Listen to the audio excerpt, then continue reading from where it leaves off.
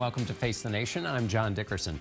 Airports servicing international flights across the country were flooded with protesters yesterday. Set them free! Set them free! After visa and green card holders from the 7 predominantly Muslim countries named in President Trump's immigration ban were denied entry. Some incoming passengers were held for hours, but late last night, a federal judge issued a stay of deportation for legal immigrants already in the country or in transit. Around the world, several U.S. allies, including the United Kingdom, France, and Germany, condemned the action. Iran and Iraq, 2 of the countries affected, have suggested reciprocal actions against the United States. We begin with President Trump's chief of staff, Reince Priebus, who joins us from the Roosevelt Room inside the White House. Good morning, Mr. Priebus. I want to start with the message this sends. This is the first move that Donald Trump has taken that has international implications. There's been a lot of reaction. Does he consider this a success in sending the America First message? Absolutely. Look, yesterday what people need to understand is that 325,000 foreign travelers came into the United States.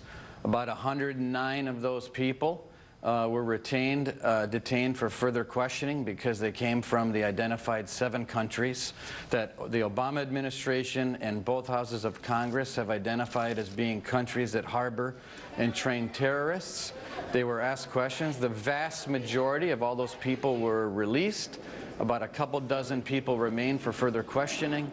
And my suspicion is those people will move on as long as they're not dangerous, and it's perhaps a couple of them will be further detained because it's determined that they're dangerous for this country. So this was a promise that President Trump had made, and it's a promise that he's going to keep, and he's not willing to be wrong on this subject. We need to do our best to be vigilant and protect Americans. Let me ask, there was another 170 so that were stopped before they ever got on planes, adding to your 100 number. Let me ask you about green card holders. There seems to be some confusion about people who have lawful permanent residence in the United States. Under this, our understanding is they will get extra scrutiny if they come from these 7 countries. Is that correct? I think so. Here's what the correct statement is. The executive order itself is not placing further burdens on people that hold green cards, but what is reality, and this is the part that people get confused with, is that a Customs and Border Patrol agent does have pretty wide discretion in asking questions and making sure that the person coming in is not dangerous to Americans. And so what I'm trying to explain is that if you're a person that has a green card for whatever reason from Yemen, and you're coming back and forth to Yemen into JFK, I think it's reasonable to expect that a Customs and Border Patrol agent's going to have a few more questions for you to wonder why in the world you keep coming back and forth from Yemen. Now, maybe it's no big deal, but it does mean that that person traveling back and forth from one of those countries is going to get a few more questions. Let me ask you this. Apparently it may not have been in the executive order, but it's the directive from the White House that on a case-by-case basis, the Border Control agents do that. So it's not just their discretion. They're getting encouraged by the White House to do that. Let me ask you about this question of a Muslim ban. The president said it's not one. The president also said Christians will be prioritized. In putting out this executive order, did you check with the other Muslim countries the United States is allied with to anticipate the backlash you would get from this? Well, but hang on a second. The order also says persecuted Muslims have priority as well. So, I mean, that's a piece that's just getting totally however you want to call it, misreported or not fully reported. It doesn't just say Christians. It also says persecuted Muslims get priority as well. So this is not a Muslim ban, John. All this is identifying the 7 countries, and the reason we chose those 7 countries was those were the 7 countries that both the Congress and the Obama administration identified as being the 7 countries that were most identifiable with dangerous terrorism taking place in their country. Now, you can point to other countries that have similar problems, like Pakistan and others. Perhaps we need to take it further, but for now, immediate steps, pulling the Band-Aid off, is to do further vetting for people traveling in and out of those countries. Let me ask this you is an 80% issue, John. Yeah. Well, let me just to get when President Trump was interviewed by the Christian Broadcasting Network, the question was asked, do you see Christians as having a kind of priority here? The president said yes. So people aren't crazy to think that he's put a priority on Christians. But back to my central question. Did you touch base with the Secretary of State, any of the embassies in countries that would be affected or that would react to this, or to the ambassadors of those countries? Any outreach? Well, listen, there was plenty of outreach that went on between the State Department and the Department of Homeland Security. We didn't just type this thing up in an office in the White House and sign it. There's been weeks of work going on. There's been a lot of communication happening. But the other thing is this. We're not going to advertise to the world that we're going to put a stop or at least a further vetting on travel in and out of our country from these 7 places.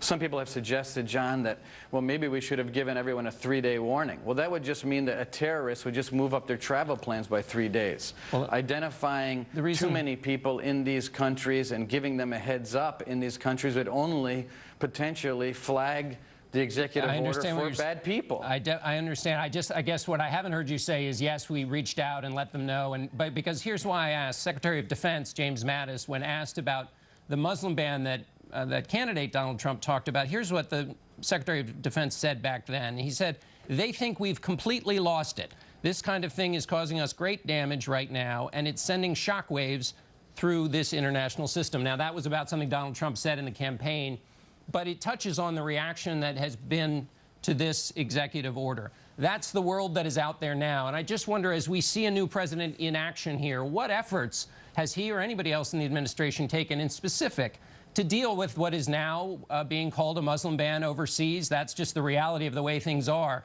What anticipatory action was taken, or what action is being taken now?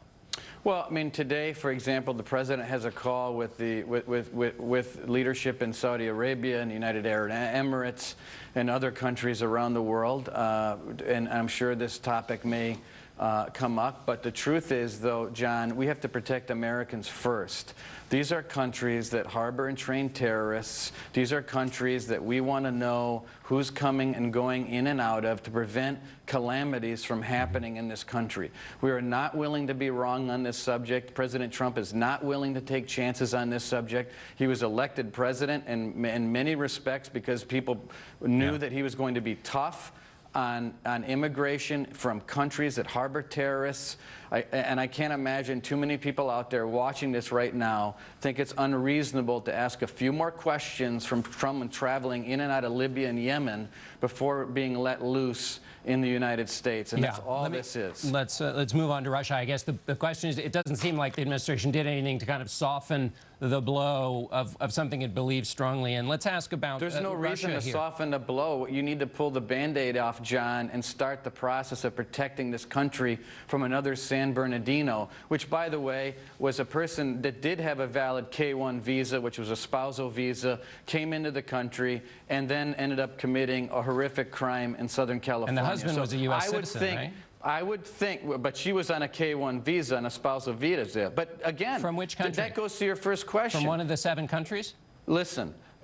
Well, then maybe you're right. Maybe we can expand the countries. So you want to expand the countries? Will that be coming? Just like the 2 people in Kentucky that were planning an attack in Kentucky, and the President Obama suspended that program for 6 months. In 2011. In 2011. The point is, though, valid visas are great, but it doesn't mean that you shouldn't be subjected to further questioning. Sure. That's all I'm saying. I was just asking in the diplomacy question. Let's do diplomacy on Russia for a second.